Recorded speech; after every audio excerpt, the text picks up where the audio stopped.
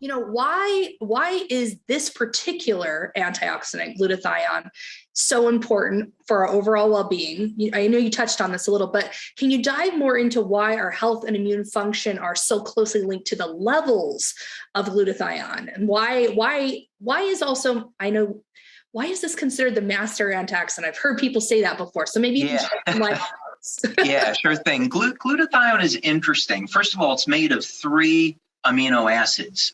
So it's made of glycine, cysteine, and glutamic acid. And cysteine would be considered the rate-limiting amino acid in the body.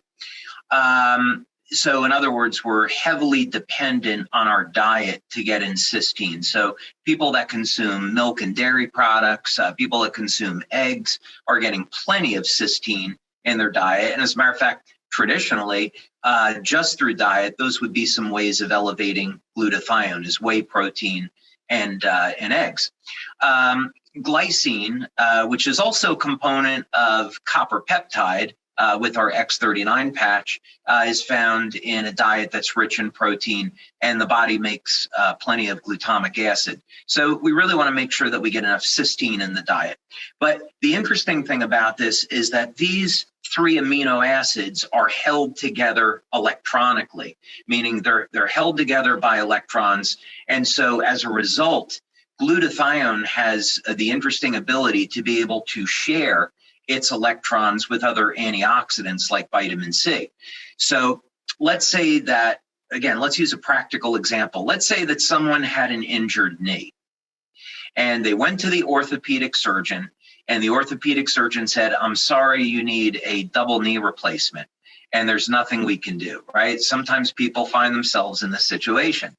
Well, this is a good time to say, I'm not a medical doctor, I'm an inventor, and so I'm not going to give any medical advice here, but this is what the research shows, is that vitamin C will act as a trigger to regenerate lost cartilage under the right circumstances, and glutathione is involved in that process. So in other words, if you look through journals for orthopedic surgeons and you look at what is on the cutting edge, it's going to be the use of stem cells to regrow cartilage to obviate the need for knee surgery and knee replacement.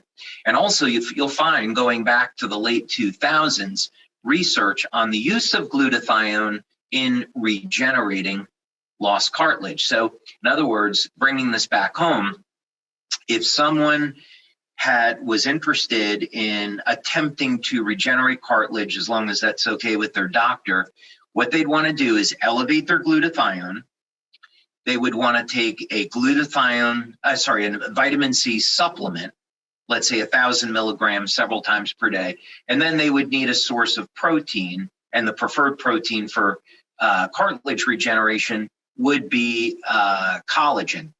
And what we found through practical experience is that this does indeed regenerate cartilage. So this is all to underscore the importance of glutathione, because what happens is, as the body uses up its vitamin C, glutathione can break apart, share its electrons, and regenerate the oxidized vitamin C back into active vitamin C.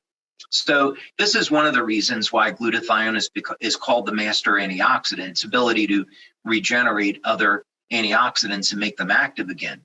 Another reason is because glutathione is found throughout the body, as we've already discussed. The metabolic functions of glutathione are extraordinarily broad. I'll share screen for a moment. I found a nice link here that I think are